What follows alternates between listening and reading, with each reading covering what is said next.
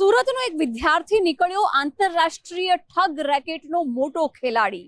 બીએસસીના વિદ્યાર્થી ભાવેશ સિંધી પાસેથી રોકડ ગણવાનું મશીન, 18 લાખ રૂપિયા રોકડા, અનેક બેંક એકાઉન્ટ્સ અને ડેબિટ કાર્ડ મળી આવ્યા છે। આ ભાવેશ સિંધીની પૂછપરછમાં ટોળકીના અનેક મોટા ખુલાસાઓ પણ થઈ શકે છે।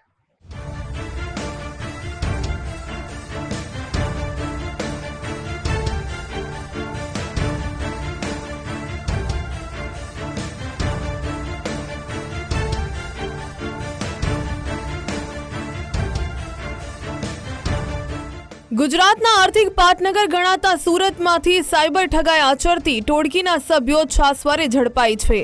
સુરત સાયબર ક્રાઇમ સેલના જવાનોએ બાતમીના આધારે ડિંડોલીના એક મકાનમાં દરોડો પાડ્યો। આ સમયે આરોપી ભાવેશ શિંદેની પોલીસે ધરપકડ કરી, જેની પાસેથી 35 જેટલા મ્યુલ બેંક એકાઉન્ટ મળી આવ્યા છે। આરોપી ભાવેશ સિંધે તેના એક ફરાર શાગરીત હરીશ ચૌધરી સાથે મળીને આંતરરાષ્ટ્રીય રેકેટને આગળ ચલાવતો હતો। આ ટોળકી સાયબર ઠગોને મ્યુલ બેંક એકાઉન્ટ અને સિમ કાર્ડ પૂરા પાડતી હતી। તેઓ વધારે કમિશનની લાલચ આપીને લોકોના બેંક એકાઉન્ટ ખોલાવતા હતા। આ ભાવેશ સિંધેની પાસેથી 16 ડેબિટ કાર્ડ, 24 પાસબુક, 6 ચેકબુક મળી આવી છે, જ્યારે 5 મ્યુલ બેંક એકાઉન્ટનો ઉલ્લેખ કરતી કાપરીની સાથે એક રોકડ ગણવાનું મશીન પણ જપ્ત કરવામાં આવ્યું। ડિંડોલીના મકાનમાંથી 11 સિમ કાર્ડ, 9 મોબાઈલ અને મોટી રકમના આર્થિક વ્યવહારોના ઉલ્લેખવાળી એક ડાયરી મળી આવી છે, જ્યારે 18.50 લાખ રોકડની સાથે આરોપીનું એક મોપેડ જપ્ત કરાયું છે। બેંક ધારકોની જાણ વગર જ ગેરકાયદે મોબાઈલ નંબર લિંક કરીને ટોળકી નેટ બેન્કિંગ એપ્લિકેશનનો ખોટો ઉપયોગ કરતી હતી, જે બાદ સાયબર ફ્રોડના એકઠા થયેલા નાણાં બેંકના એટીએમ મારફતે ઉઠાવીને દેશના અલગ અલગ સ્થળોએ કાર્યરત ગેંગને પહોંચાડતા હતા। બીએસસીનો અભ્યાસ કરનારો 22 વર્ષીય યુવાન ભાવેશ સિંધે સાયબર ઠગ ગેંગના કેશિયર તરીકે કામ કરતો હતો। સુરત સાયબર ક્રાઇમે भावेश शिंदे ने कोर्ट में रजू કરીને 3 દિવસના રિમાન્ડ મેળવ્યા છે। और उसी कामगिरी के दरमियान हमें एक बातमी मिली कि एक गैंग है सूरत में जो महाराष्ट्र से डमी बैंक अकाउंट्स लेकर उसमें साइबर फ्रॉड के पैसे लोड कर उसको विड्रॉ करने का काम वो लोग सूरत से करते हैं। तो इस बातमी के आधार हमने परसों एक रेड की।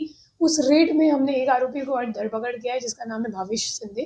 भावेश सिंधे का काम ऐसा था कि जिन लोगों को ये लोग एटीएम भेजते थे पैसे विड्रॉ करने के लिए, उनसे सभी कैश वो एक जगह इकट्ठा करता था पूरे दिन का, और उसके बाद वो हरीश चौधरी को देता था।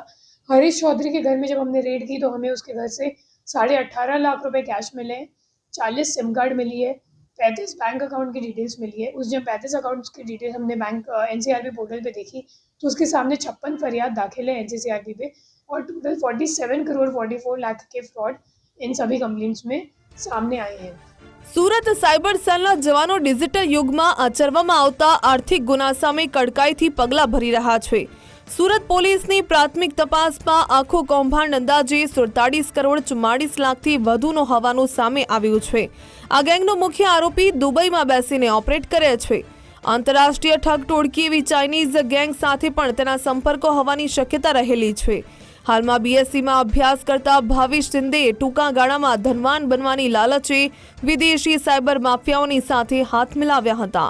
हमारे जो 2 नासाफरदा आरोपी है हरीश चौधरी और ऋषिकेश, उन दोनों को पकड़ने की हमारी तपास चालू है। ये दोनों आरोपी का गुनाहित इतिहास भी है।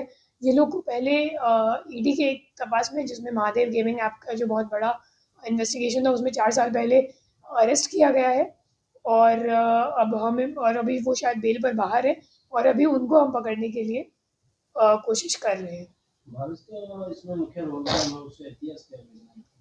भावेश का कोई इतिहास नहीं है, लेकिन भावेश हरीश और ऋषिकेश के लिए काम करता है। वो उसका काम इतना ही है, जितने भी कैश विड्रॉ किए गए हैं एटीएम से, उन सभी कैश को इकट्ठा करके वो हरीश चौधरी को देता था। इनमें मुख्य आरोपी कौन है? हरीश चौधरी और ऋषिकेश। ભાવેશ શિંદે પાસેથી મળેલા 35 જેટલા મ્યુલ એકાઉન્ટ સામે દેશના વિવિધ રાજ્યોમાં 56 સાયબર ફ્રોડની ફરિયાદ પહેલાથી નોંધાયેલી છે। આ બેંક ખાતાઓના વ્યવહારોની તપાસ કરીએ તો 47 કરોડથી વધુનો આર્થિક ટ્રાન્ઝેક્શન મળી આવ્યું છે। આ ફ્રોડના નાણાં પેટે ખાતા ધારકોને 5 થી 10% જેટલું કમિશન ચૂકવવામાં આવતું હતું, જ્યારે બાકીનો મોટો હિસ્સો વિદેશમાં બેસેલા મુખ્ય આરોપીઓ સુધી પહોંચાડવામાં આવતો હતો। આ ટોળકી પોલીસની બાજ નજરથી બચવા માટે વારંવાર મોબાઈલ નંબર પણ બદલતા રહેતા હતા। ભાવેશ સિંધીના ખાસ સાગરીત હરીશ ચૌધરીને ઝડપવા પોલીસે ચક્રો ગતિમાન કર્યા છે। ભાવેશના રિમાન્ડ દરમિયાન સાયબર ફ્રોડની સાથે જોડાયેલા મોટા માથાના નામ ખુલી શકે છે. કેમેરામેન વિરલ વ્યાસની સાથે રાકેશ બ્રહ્મભટ્ટ, ગુજરાત ફર્સ્ટ, સુરત.